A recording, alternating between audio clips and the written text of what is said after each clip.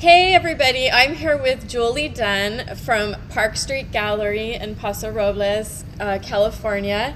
And first of all, thank you so much for being here. We love to hear from fine artists. And you have a gallery where you show your own work and then other people's work.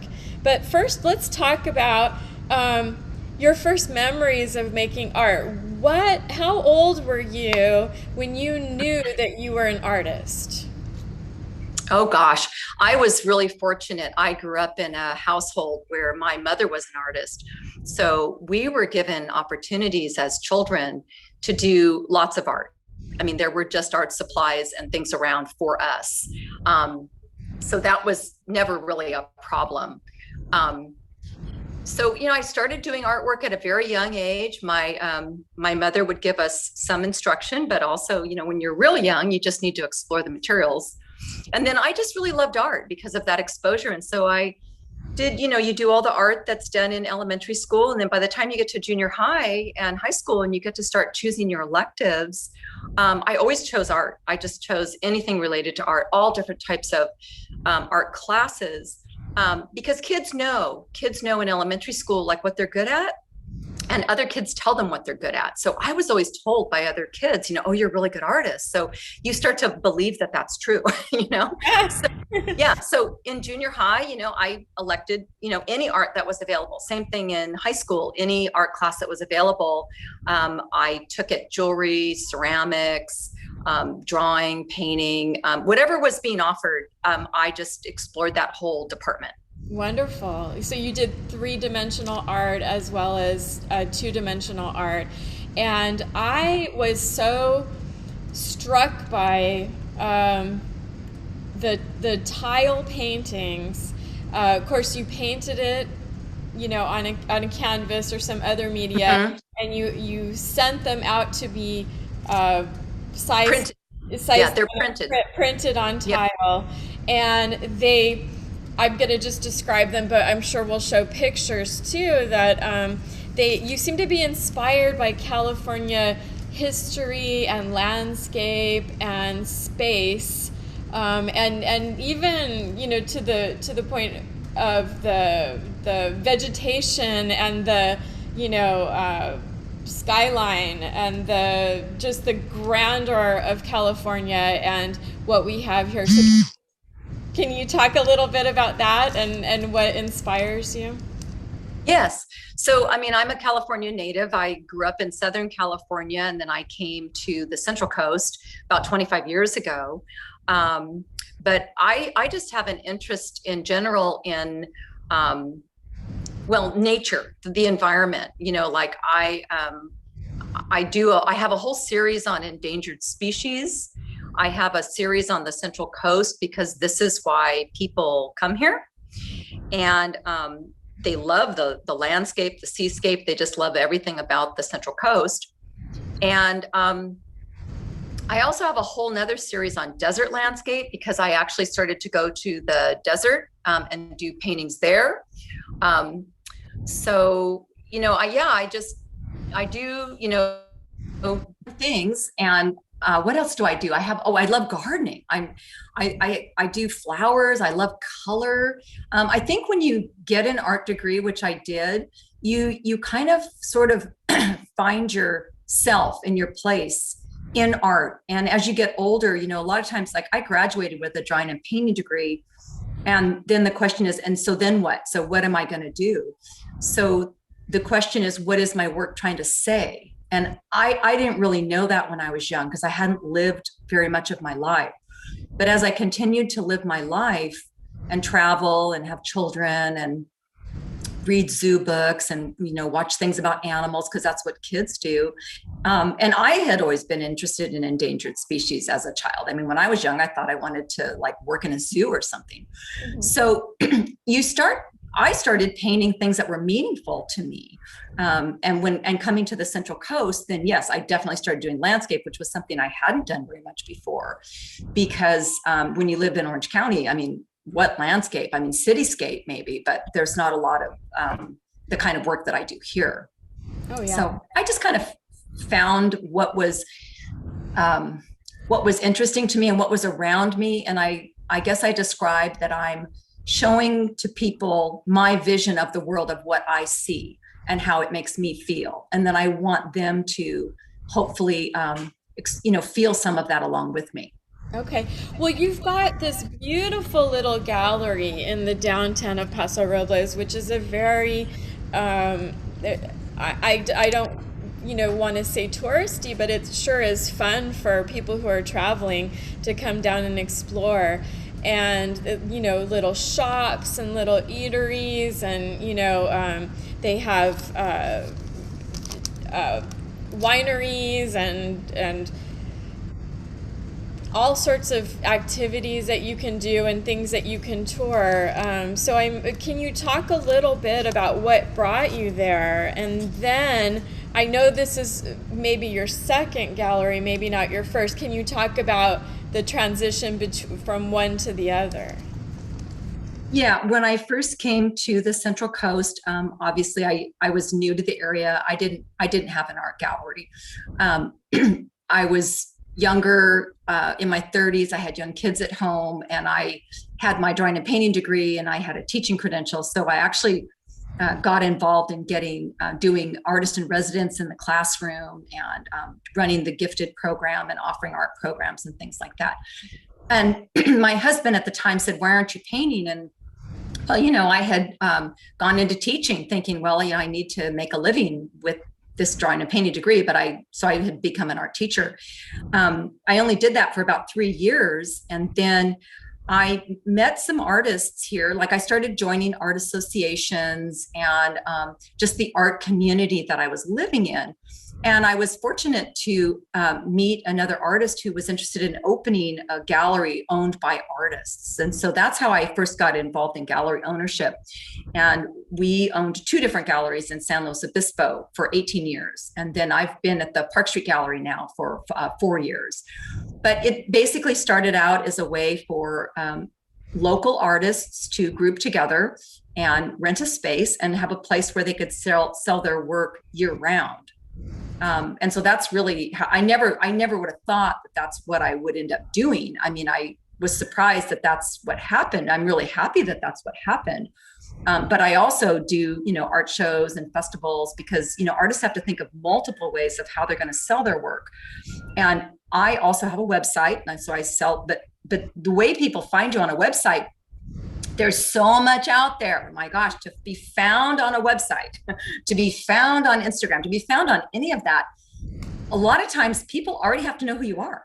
Yeah. So my exposure that I get when I do shows and I hand out my cards, those are typically the people that then go to my website and then decide to make a purchase.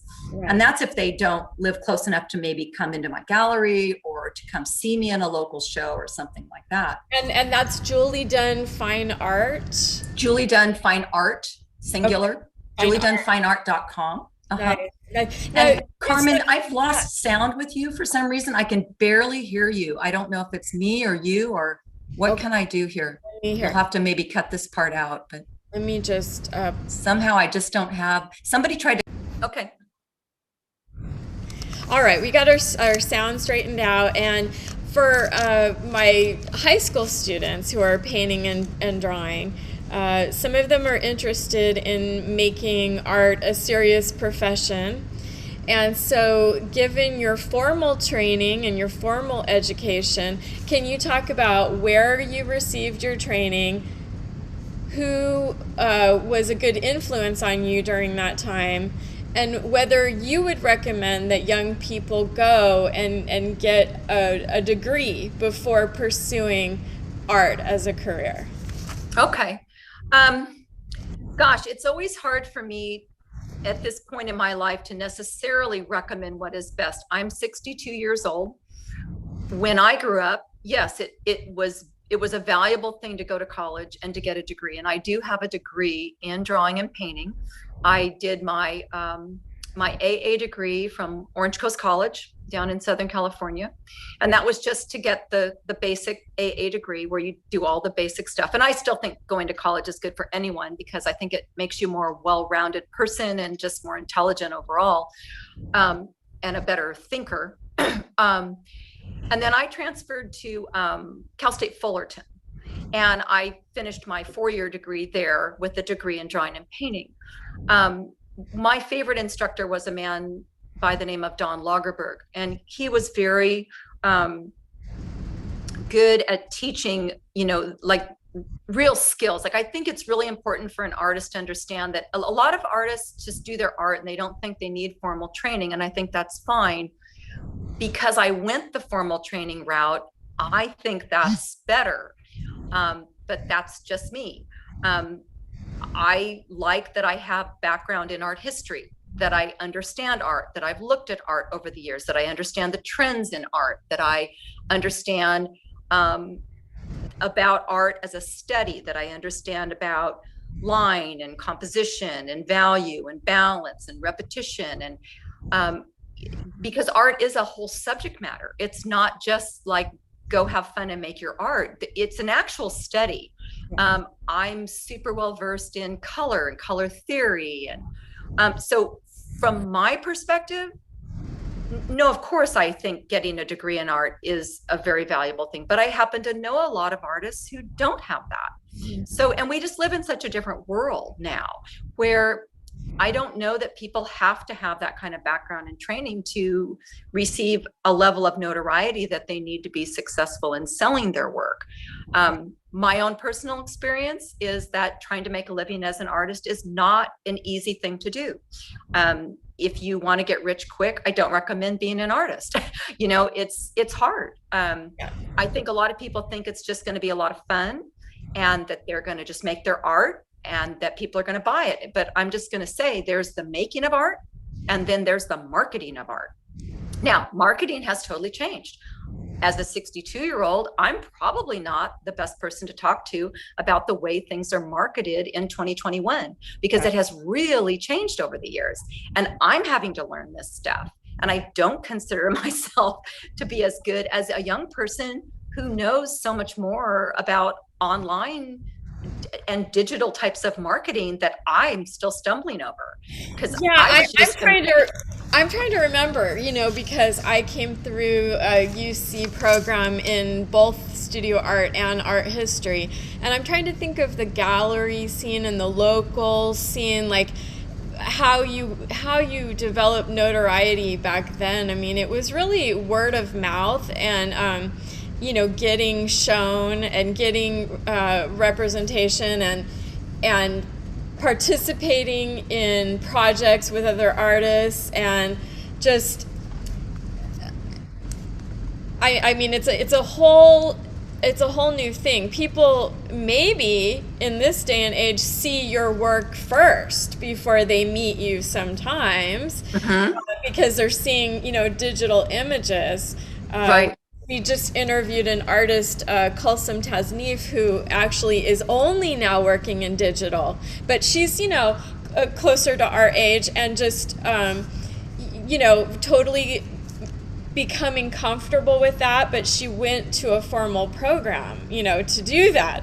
And before she was making everything with her hands. So it's very interesting how my young adult artists who are developing will do what they do. I'm going to be curious how that goes. So yeah, because when I agree with you, because back in the day, you needed to get into a gallery.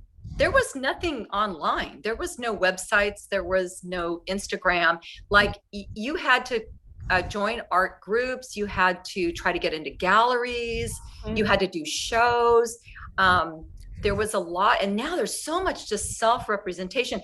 As a gallery owner, I'm even going to say sometimes I wonder, what is the longevity going to be of the brick and mortar galleries? Like, is everything going to be online now, where people just or they go to open studio tours, or they meet the artists? There's a lot of ways for artists to self-represent and self-sell today that did not exist in the past. Right. So, and really then now I'm starting to think about access and how you really did have to be part of the institution, and you really did have to be. You couldn't really always be an outsider, artist coming up on the fringes, making your way. I mean, you almost did have to come up through the museum and gallery, Right. And be and discovered. yeah, an art association, and so. I mean, maybe that's really great now that, I mean, just the accessibility, anyone can do this, and anyone can do it the way that they want. And it's not Yeah. like such a lockstep kind of situation. Well, I think there's a lot more freedom with what's going on now. there is, and even what I do is not the normal path because I don't like being represented by other galleries. I have always had my own gallery, and that's another different path that a lot of artists have not done in the past. And so, literally, rather than me seeking gallery representation, which I never really did very much of, I simply grouped with two other artists, and now I only have a single partner, but we opened our own gallery, and then we started representing other artists in our area. So I've done something a little different all along, which makes me not as well versed in how to get into galleries. I've never had to try. I've always owned my own. So that's a different method, of trying to get myself No, recognized. I like it. Yeah. I'm completely for it because going into your gallery, we looked at everything. There were many beautiful canvases and objects of art, and Yeah, the craft. jewelry and different things. But I remember. And I remember your response to to what I did. I went right to those tiles. Uh-huh. They were calling me. There was something, and it wasn't just that they were in sort of in the middle. It was they were really. I was looking for something that I could buy to take home with me that I would like to have, to look at, and I just thought these are beautiful, and I love tile. I love Talavera. I love Turkish. I love Asian tile. I love any kind of ceramic and pottery and that kind of thing. I was just so captivated, and I think I got to pick, I want to say five or six for the set price, right? Yeah.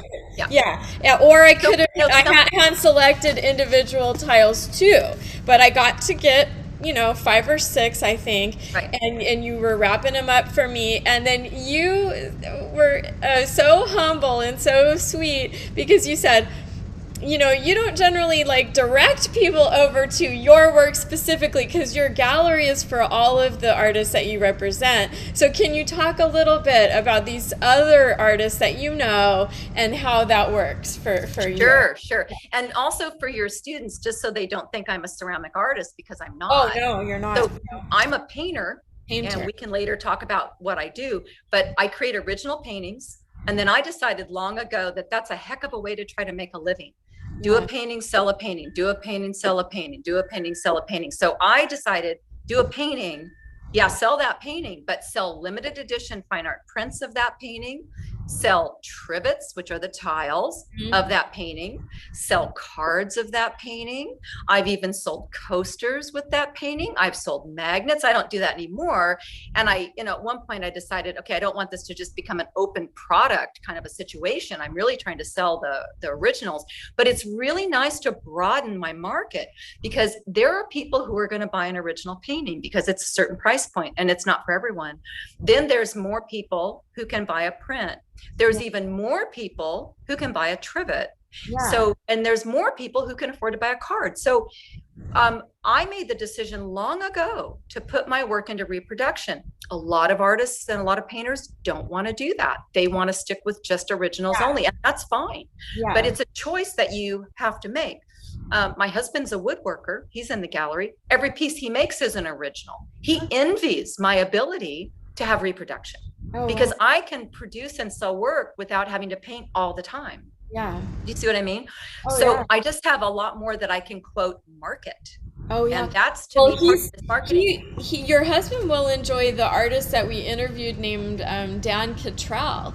Okay. He does hand carved wood pieces, and I think between the two of you, you'll just like Yeah. find that to be really interesting. So but getting back to I your other just think question. that your the idea that I was going to buy a painting, like you said, like and then I saw the limited edition prints, and then I saw the trivets, and then I saw the greeting cards, and I just thought, what what a wonderful way to make the most of each and every piece that you do. And please go on and talk Yeah. to us about your other artist colleagues and friends. Absolutely. And I get a lot of mileage out of each piece that I do, which has really been beneficial to me to make a living because I've wanted to make a living as an artist. So we have about 50 artists in the gallery. I know personally every single one of them. We made a decision long ago in my first couple of galleries and even in this third one that we wanted to represent artists in our area. And this is something that I really recommend to artists if they want to self-sell and group together and we're not a co-op gallery. We're a very unique hybrid. We are sort of a marriage between a traditional style gallery and a co-op. And what I mean by that is that I and my partner have absolute control over the gallery. I hang every piece in there. I place every piece in there. We decide what comes in. We decide where things go. We decide what we want and what we don't want. However, all of the artists that we represent, it's kind of pay to play. It's like a co-op in that everybody pays a monthly show fee. So it's no different really than if you were, I pay a booth fee when I do a 3-day show somewhere. This is a monthly show fee to show year round. But so everyone's kind of working together in a very cooperative way to cover the costs of all of us being able to have a gallery that we can show our work year round.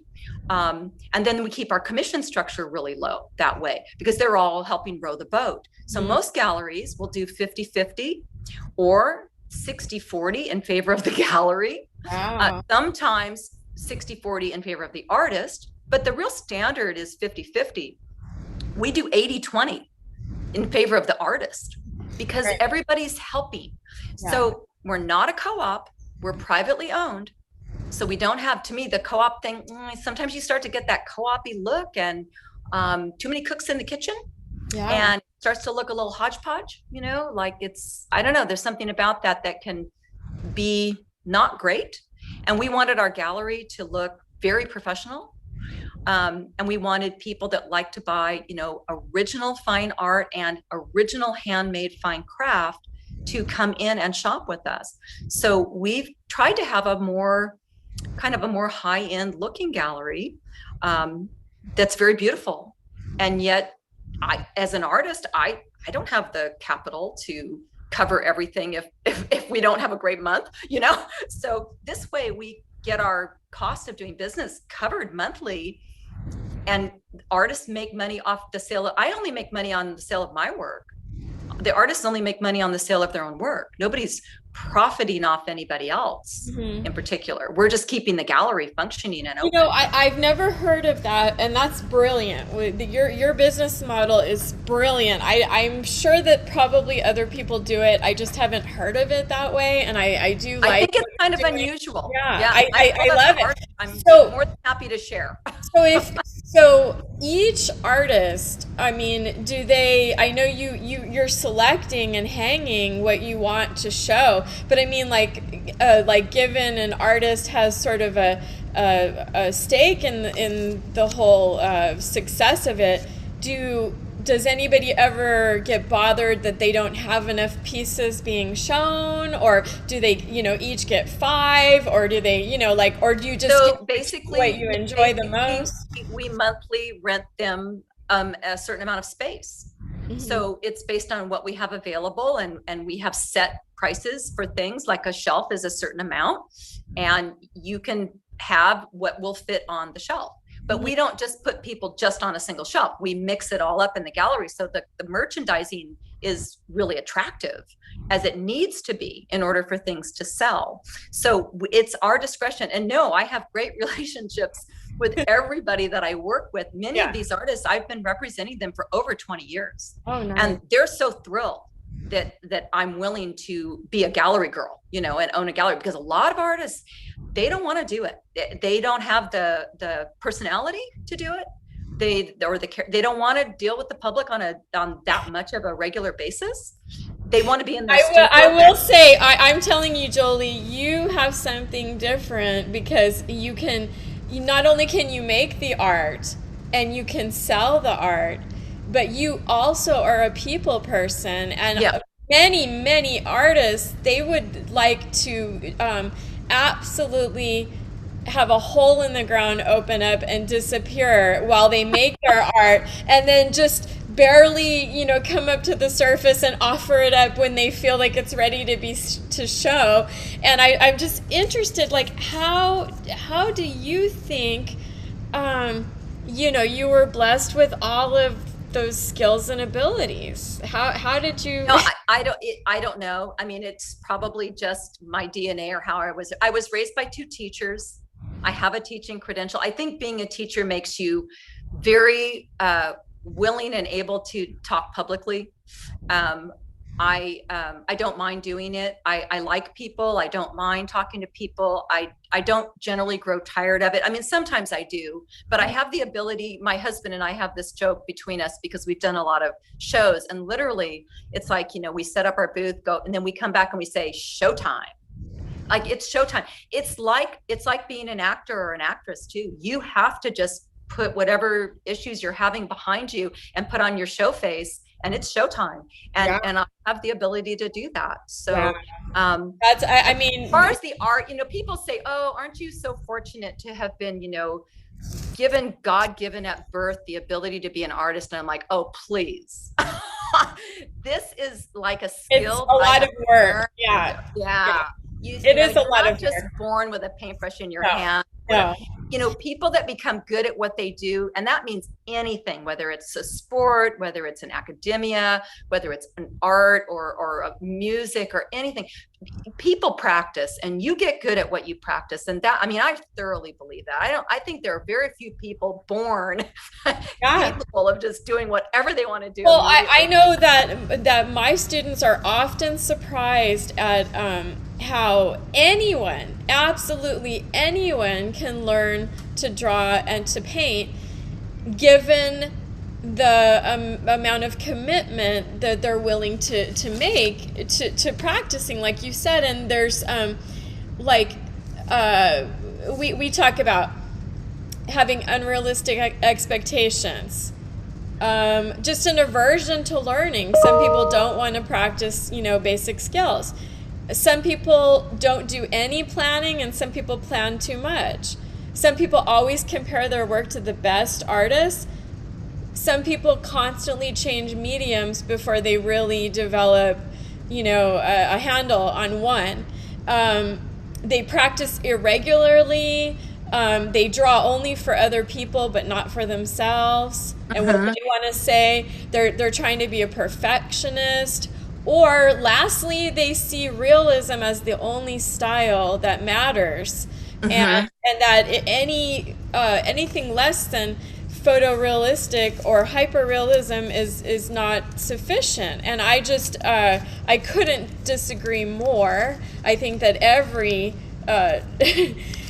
sort of artist, whether they're an abstract expressionist or somebody who can accurately render, and make something look what we'll call realism, not, or naturalistic, representation of the world the way it looks. I think that these are all legit things to pursue. Can you talk about how your gallery supports artists who do different things and different styles?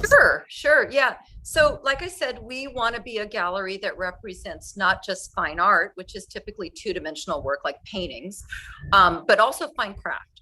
And we have a really nice blend of that. So we have paintings, but we also have wood, and that can be furniture and or carving and or wood turning. We have glass, we have blown glass, we have fused glass. We have multiple types of jewelry because multiple jewelers working in all different styles of jewelry. We have fiber craft artists, we have ceramic artists, we have people that do sculpture and work in bronze. So, and fiber craft is one of those things, like maybe it's a wearable, but maybe it's not. Maybe it's just something made out of fibrous materials, but it's decorative. And we carry decorative art as well as functional art. There's things that you can use in your kitchen, like a ceramic vase, but there's also ceramic that's strictly meant as decorative. So we really strive to have a diverse variety of types of things because the shoppers are shopping for different reasons. Some people are coming in because they are decorating their home. Some people want something for the wall. Some people would like a nice piece of furniture. Some people are gift shopping. They need a birthday gift or an anniversary gift or just a co-worker gift. So we, you got to, I mean, for me, as a gallery owner, you have to think of all the different types of people and all the different types of shopping and what they're going to want to be looking for. And so we try to carry this big variety. And then for us, what's important is the quality of what's being presented. So even if it's not necessarily something that I would buy or something that I would wear or, my style of something, as long as it's done really well, that's what matters because so many people like so many different types of art. And then we try not to like overlap. We don't want to be, it's competitive enough. We don't want to have all the painters looking the same or all the woodworkers looking the same or all this. We don't want just repeat, because we are all sort of competing with each other, but we're also supporting each other because people come into a place that has a lot of art as opposed to if there was just one artist. So there's power in numbers. It's all got to be of nice. All the art has to support the rest of the art. So if we're shooting for a certain level of quality, then I can't take quality that's a lot lower than that. And I can't take quality that's way surpassing that. So, we are nice not healthy balance. Yeah. And me, I was there, of course, as an artist and art teacher on vacation who is both decorating their home and looking to bring something home that's a souvenir of my church. And so I just love what you do. I love your work. I want to say, as a graphically speaking, your work is statement bold. I mean, it is very it's dramatic, and I feel like you use light and shadow and the quality of line, the use of various thicknesses, and I see what you're talking about, the quality. You couldn't have done it much differently than you have. And so now it makes me want to ask, like, who has encouraged you and who has failed to encourage you? Oh gosh, that's a hard question. I was very encouraged by my family, my parents, but I was also encouraged by other people around me, other students who would comment, even if they weren't even art students, and they would tell me that I was good. So that's going back to when I was young. But even as an adult artist, I am encouraged by the public. People are drawn to my work. They like it. They encourage me. I will say it's very important, if you decide to become an artist, you better get a thick skin, because not everybody is going to like what you do. And you have to let the criticism just roll off your back and not take it too personal, because not everybody likes the same kind of art. I mean, that's just reality. I would say probably I've received more encouragement than discouragement throughout my career. As far as actually allowing myself to become an artist and thinking that I didn't just need to remain an art teacher, that was my second husband. He was very encouraging of me to pursue an art career. While he had a regular quote job, as a registered nurse, and to allow me to try to create an art gallery situation and try to sell my work. And we said, let's give it the 5-year plan. If I'm successful, great. If not, I'll go back to teaching. Well, I've been successful now for, well over 20 years. This is the gallery you came into was my 3rd gallery. So, I've been doing this for a long time. But it's, it has been, self-employment is a lot of work. That's all I'm going to say to your students is there's nobody there telling me to get out of bed and do what I need to do. There's nobody there with the health insurance for me that I don't buy on my own. There's nobody there with the retirement plan. There's no guaranteed income paycheck. My check varies month to month depending on what I sell. So there's financial stress that comes with this type of lifestyle that you have to be prepared for. Or find someone who's going to support you, Right. It's not always easy. But I was going to talk to you about the other artists in the gallery. Like I said, we have about 50 people. And one of the things that we do is we represent artists from the Central Coast. And when I first started this, it was only San Luis Obispo County. So we drew from the county because there's a lot of artists that live right here locally. But then we expanded to Santa Barbara County and Monterey County because I had people that would be like right on the border.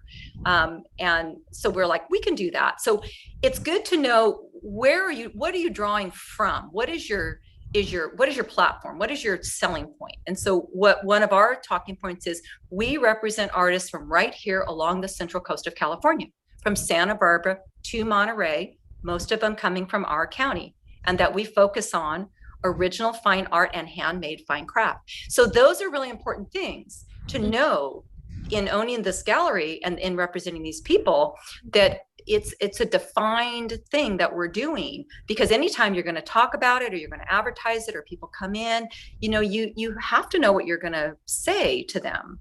And then the structure that I've talked about of the gallery, it's quite Darwinian in nature, meaning that those artists whose work sells stay.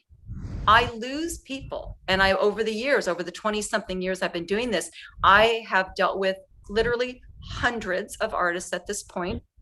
The artists whose work is successful, meaning the public wants to buy it, they stay. When an artist is paying a show fee every month and they aren't selling and 6 months goes by, I thoroughly understand their business decision to withdraw. It's not making sense for them to be there unless they're getting something other benefit out of it, if they're getting commissions or if they're getting referrals or if there's some reason. But it doesn't work for every artist to do a situation like that. But it's the same if you're going to pay to do a festival or a show. You're going to pay your booth fee. There's no guarantee you're going to make any money. Right. You could make money, you could lose money. I mean, that is also part and parcel of this whole situation.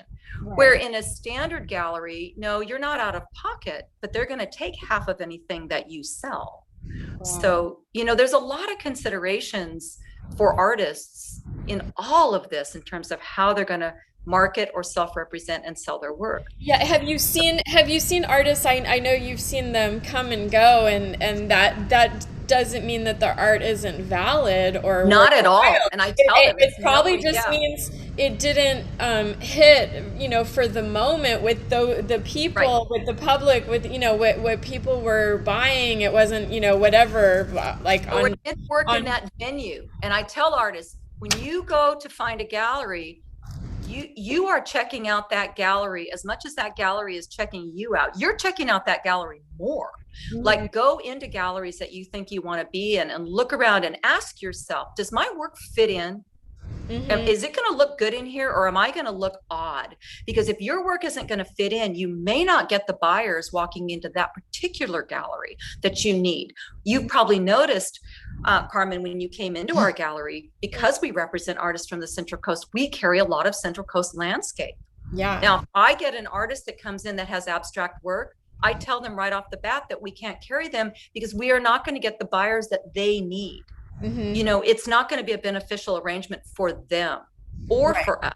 Right. So, we are particularly with the painting that comes in. It needs to kind of represent art from the Central Coast. We do have some still life. I do endangered species and flowers. We do have some people that do flowers, but the predominant amount of paintings in there our landscape and seascape of the Central Coast, because this is where we are. And this is where people are coming to the Central Coast because they love it here and they want to take home a piece of the Central Coast. The craft, that's different. Now that just needs to be nicely done craft, that people can appreciate and buy. So, do you also offer a digital presence for your artists too, in addition to your, I mean, I know you're Julie Dunn Fine Art, but is that just your work or is it the other artists too? That's just me. And most of my artists have their own websites. They have their own. They're not just relying on Park Street Gallery to sell their work. Many of them do other shows. They have their own website. They might even show in other venues. We're not opposed to that. We do ask them not to show in Paso Robles where we are. But if they're going to just do a 3-day, like a pop-up show or something, I don't have any problem with that. And I say, and by the way, hand out our card, and I tell while you're at it. I tell all my artists, refer people to this gallery. This is where you are year round. So let your people know. We do a newsletter. That would be the most digital thing we do. We do a monthly newsletter. But other than that, our website is not, it's just a homepage. You can't shop there because our art changes all the time. And I wish I had more willingness, I guess, to put everything online and sell it on, but that's a lot of work in itself. And I can't do that on top of everything else. So before I thank you so much for your time and your kind spirit and your teaching, because I learned a lot and I know my audience will. I'm really curious if you could spend a day anywhere looking at art, where do you think you would travel to see what you're interested in? I've been to a lot of the galleries and things here in California, in LA and like the Norton Simon. I've been to the Louvre when I've been to France. I've been to a lot of places. Where would I go at this point? I think I probably would go back to the Louvre just because it's so huge. There's so much art to see there. But if someplace here, I think I would like to go. I would actually like to go to the Smithsonian. I don't know that that's necessarily art, but I think it would be a great museum to go look at. And if they have any art, I personally love Georgia O'Keeffe, and I love Vincent van Gogh, and I love Paul Gauguin. And before we do go, since you're going to show your students my work, what I do is a really interesting style that I did not create. I learned it when I was getting my teaching credential, and it's called tempera batik painting on paper. And it's called that because I use tempera paint and I use India ink, and it's done on paper. And it's the reason that you were attracted to it, and the reason it reproduces so beautifully is it's very graphic. They're going to see all this, and I'll even send you a picture of my demo board from my teaching. It's a line drawing on paper with permanent marker. Then you paint in everything. And I tell my students, think like you're making a stained glass window and don't paint over your lines. And it's an underpainting that you're creating. So just real simple, but lots of paint. Because then when everything's dry, and you got to cover every piece of the paper, because any paper left exposed is going to go black in the next process. Then I paint India ink over the whole thing. The ink goes into the ink lines. It fills in any paper that has no paint on it, but it sticks to the surface of the paint because this is tempera paint. So there's a barrier. Then when that's totally dry, I put it in my big sink, and I have a big art sink in my house because I love being an art teacher and having a big art sink. And you put it on a board because it's on paper, it's all floppy. You pour water over the surface, and gradually the ink is the first layer that lets go because the paint is water soluble. So you have to be careful and you don't touch it because everything goes back to its wet form, but the ink comes off, and that's what gives it that batik look.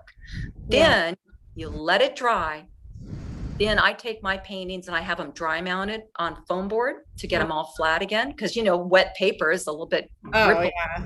And then I detail paint back into it to bring out any of the color that got lost or the detail that I want to add back that I didn't do in the beginning because it was an underpainting. So this will make more sense when they see it, and I'll send you the demo board picture so they can see that too.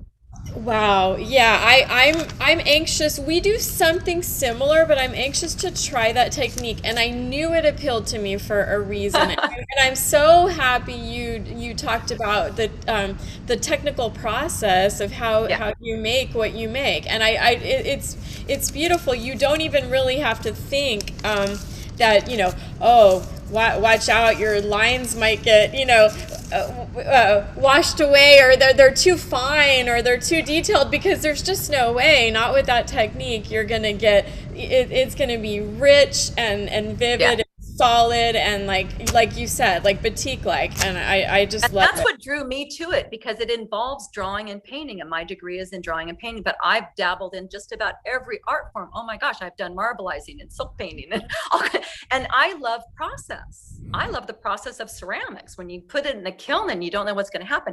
So even though I make my paintings, Hmm. there's an element of process involved where I cannot predict what's going to happen. And in some ways, the painting makes itself, and the painting then talks back to me and then tells me what more to do to it. So I am just fascinated by this process. I've been working in this process since 1994.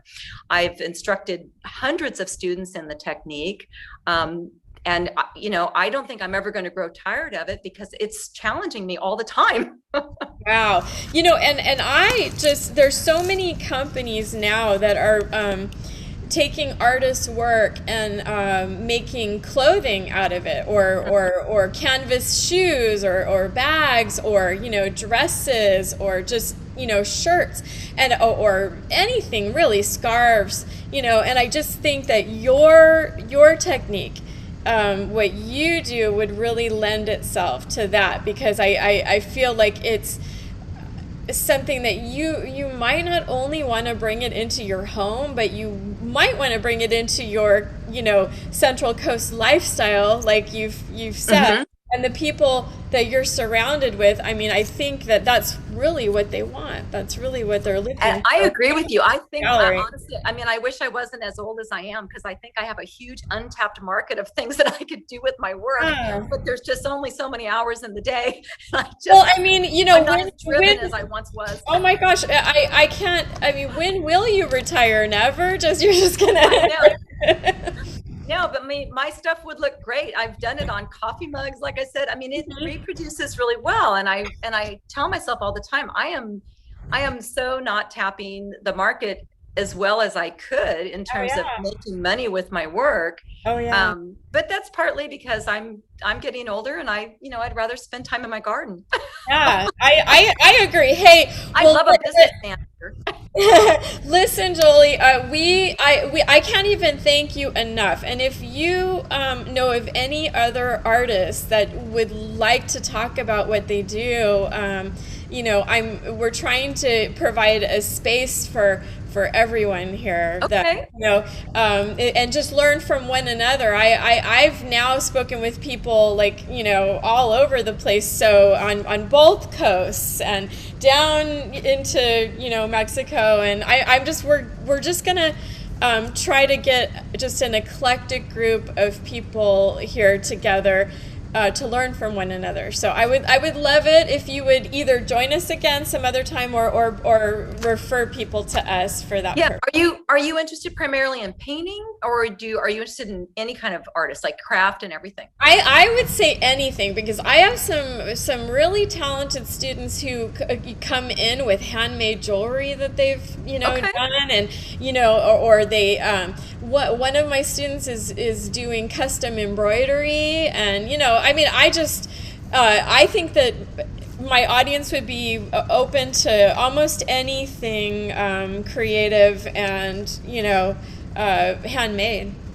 Well, I'll tell you what, I will send an email to everyone in my gallery asking if anyone is interested in doing like a Zoom, just not a visual, but a verbal, and being part of your program. And then if anyone is, I'll have them get in touch with you. Yeah. So let's do that when we have the link to your Yeah, video, yeah. so Once that this is they all can done. see, what we're talking about. That'll be great. Yeah. So anyway, thank you, Julie, so much. I'm going to tell you bye Thank for you. now.